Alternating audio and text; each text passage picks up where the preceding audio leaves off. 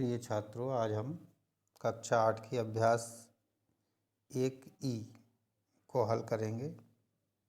आइए देखते हैं। प्रश्न संख्या 1, निम्नांकित कथनों में से सत्य कथन को चुनिए। आपने यदि पिछली हमारी वीडियो देखी है तो आपको इसके सभी नियमों की जानकारी होगी। पहला प्रश्न में क्या है, 2/-5 गुणा -3/4 बराबर होगा -3/4 गुणा 2/-5। यहाँ पर आप देख रहे हैं कि बाएं पक्ष में पहली संख्या गुणा दूसरी संख्या हो रही है और दाएं पक्ष में जो दूसरी संख्या थी उसे उन्होंने पहले लिख दिया है और पहली संख्या को बाद में लिख दिया है। यहाँ यानी कि यहाँ पर कुछ इस तरीके से नियम बन गया, a गुणा b बराबर b गुणा a, यानी कि ये क्रम विनिमय नियम यहाँ पर है। और क्रम विनिमय नियम में जो गुणनफल होते हैं वो दोनों कैसे होते हैं, बराबर होते हैं।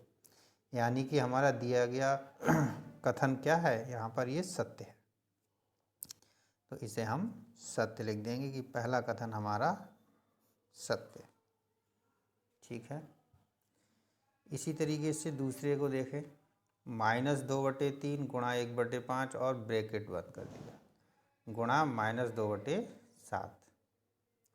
इधर इन्होंने क्या किया है, -2/-3 गुणा 1/5 गुणा -2/7, यानी कि इधर पहली दो संख्याओं की गुणा पहले की, उसके बाद तीसरी संख्या की गुणा कर दी और यहाँ पर पहली संख्या की गुणा बाद की दो संख्याओं की गुणा पहले की, फिर पहली संख्या से गुणा की। यानी ये नियम आपके किस नियम को प्रदर्शित कर रहा है, ये कुछ इस तरीके से आ रहा है, a गुणा b गुणा c बराबर a गुणा b गुणा c, यानी कि ये सहचर्य नियम को प्रदर्शित कर रहा है और सहचर्य नियम में गुणनफल बराबर होते हैं, यानी कि ये कथन भी हमारा सत्य है। तीसरा, 3/4 और -5/7 का गुणनफल परमेय संख्या नहीं है। तो हम ये जानते हैं कि यदि दो परमेय संख्याओं की हम गुणा करते हैं तो हमें गुणनफल में परमेय संख्या ही प्राप्त होती है। ये क्या है, हमारा संबरक नियम है, यानी कि ये कथन यहाँ पर गलत है। जब हम इन दो परमेय संख्याओं की गुणा करेंगे तो हमें एक परमेय संख्या ही प्राप्त होगी, यानी कि तीसरा कथन आपका क्या है, असत्य है।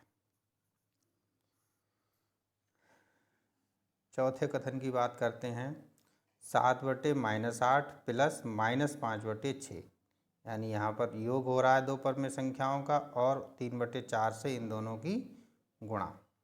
तो यहाँ क्या हो गया, 7/-8 गुणा 3/4 और फिर -5/6 गुणा 3/4, यानी ये क्या है, योग पर गुणा का वितरण।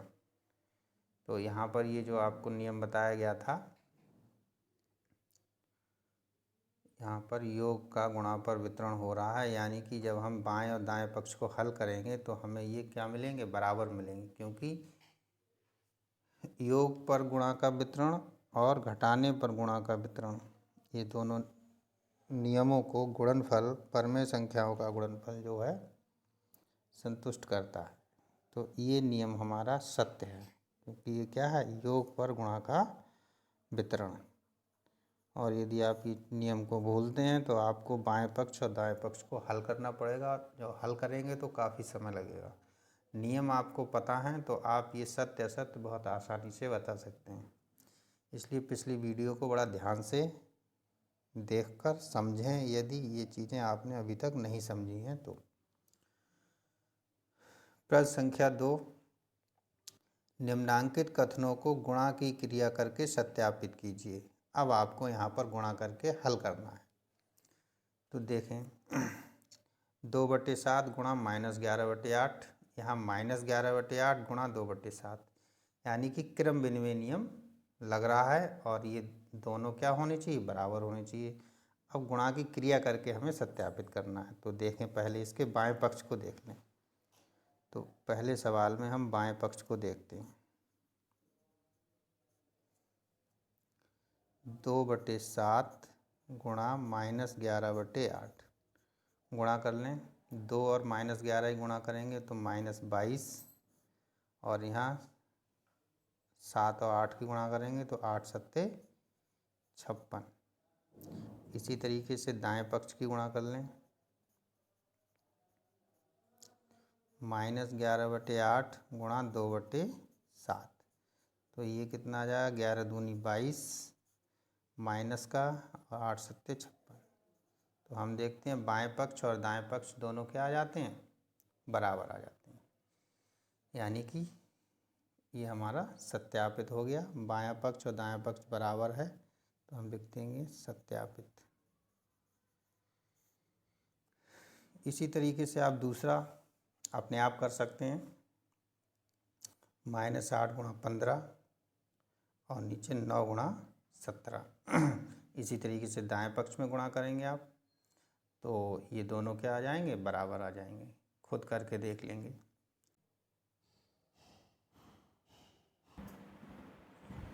आइए सवाल नंबर 2 का तीसरा भाग देखते हैं। बायां पक्ष और ये दायां पक्ष दोनों को हल कर लेते हैं। -8/7 गुणा, इनकी सीधे सीधे गुणा कराते हैं। -4 की 1 से कराएंगे तो -4, 3 और 2 की कराएंगे 3 दूनी 6। इसी तरीके से दाएं पक्ष में ये ब्रैकेट है, पहले हल कर लेते हैं। -8 और 1 की गुणा -8 और 7 और 2 की 7 दूनी 14। इसी तरीके से ये आपका -4/3 आ जाएगा। अब इधर गुणा कराते हैं, अंश की अंश से माइनस प्लस 8 चौक 32 और 7 छंग 42। इसी तरीके से इधर माइनस प्लस 8 चौक 32 और 14 28, 14 तियाँ 42। तो आप देख रहे हैं बायां पक्ष और दाएं पक्ष बराबर हो गया, यानी कि हमारी बात सत्यापित हो गई। ठीक है, इस तरीके से हम दूसरे का तीसरा पार्ट हल कर सकते हैं।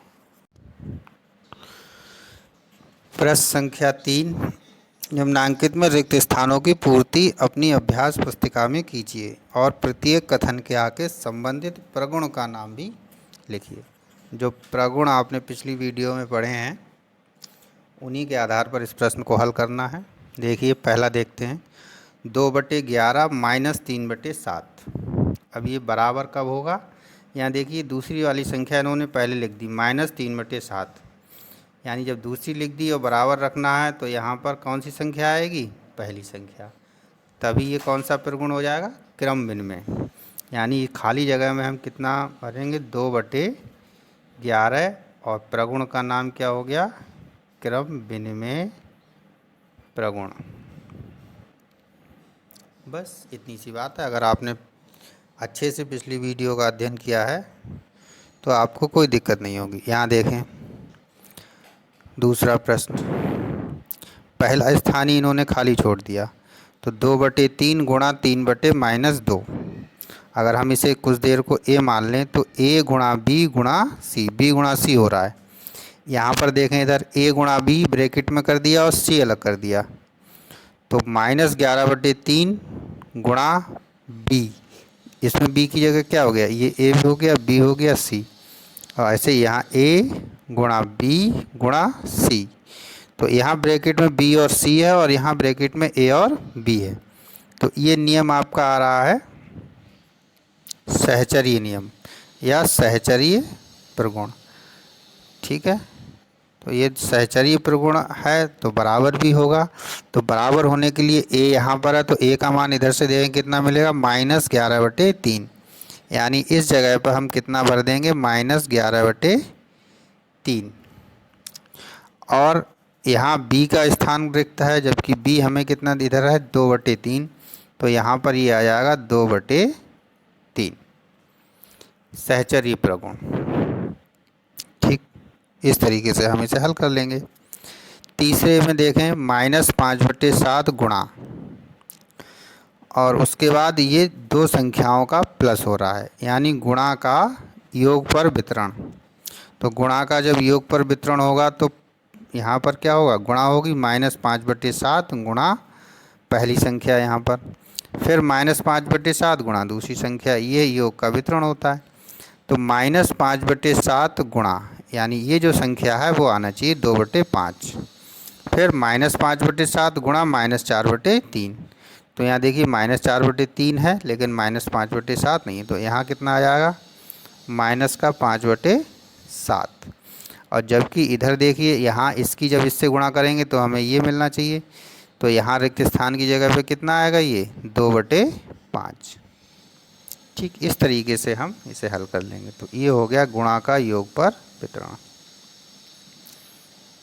या इसे हम वितरण प्रगुण भी कह सकते हैं। गुणा का योग पर वितरण, या केवल हम इसे वितरण प्रगुण भी कह सकते हैं। तो इस तरीके से ये आपका प्रश्न नंबर 3 जो है हल हुआ है। प्रश्न संख्या 4, इसमें देखिए हमें कह रहा है कि सरल कीजिए, तो सरल कर लेते हैं। सबसे पहले हम चिन्हों को सरल कर देते हैं। देखिए अगर हम इसको सरल करेंगे तो ये माइनस से माइनस कट जाएगा। यहाँ देखिए हर में माइनस है, अंश में माइनस है, तो इसकी अगर हम इसे हल करेंगे तो ये माइनस से माइनस कैंसिल हो गया, सिर्फ एक माइनस बचा, यानी कि ये एक माइनस आपका ऐसे आ जाएगा। अब आप इनकी सीधे सीधे गुणा कर लें। -3 के नीचे 1 मान लेते हैं, परमेय संख्या के रूप में आ गया। देखिए कुछ कैंसिल भी कर लेते हैं जो जिससे कट जाएगा। 6 से काटते हैं, 6 एकम 6, और ये हो गया 6 तियाँ 18। ठीक इसी तरीके से यहाँ 5 एकम 5, और ये हो गया 5 दूनी 10।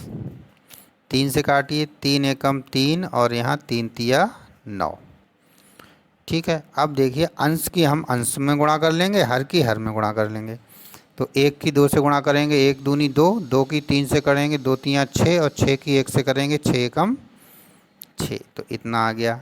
हर की गुणा करेंगे, 1 तियाँ 3, 3 एकम 3, 3 एकम 3, इन सब की गुणा कितनी आ गई, 3 आ गई। अब भी ये कैंसिल हो सकता है, आप इसकी यहाँ से यहाँ भी काट सकते थे, तो उत्तर सिर्फ आपका 2 मिल जाता। नहीं काटने का ध्यान रहा तो अब यहाँ काट दीजिए, 3 एकम 3, 3 दूनी 6, तो माइनस का 2/1, जिसे हम सीधे सीधे -2 लिख सकते हैं। ये आपका उत्तर मिल गया। ठीक है, इस तरीके से आप हल कर सकते हैं।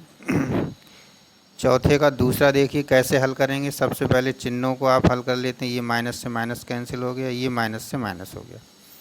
ठीक है, 4 के नीचे आप 1 मान सकते हैं। अब देखिए 9 है और यहाँ 3 है, तो 3 एकम 3, 3 तिया 9, ये कट गया। 3 एकम 3, 3 दूनी 6, ये कैंसिल। 2 और 20 को हल किया जा सकता है, 2 एकम 2 और 2 दहाई 20। फिर 4 से काट सकते हैं, 4 से नहीं 2 से काट सकते हैं, 2 दूनी 4 और 2 पंजे 10।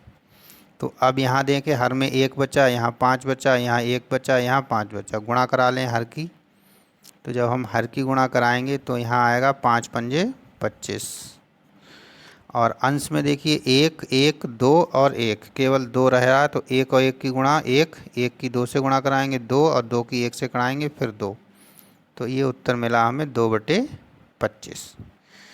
तो इस तरीके से ये प्रश्न आपने हल कर लिया। ठीक है, इस पे आप इस अभ्यास से पहले बहुत सारे उदाहरण दिए हुए हैं, उन उदाहरणों को आप हल करें और अभ्यास के प्रश्नों को अच्छे से हल करें और देखें आपने कितना सीखा है। ठीक है, आज के लिए इतना ही, धन्यवाद।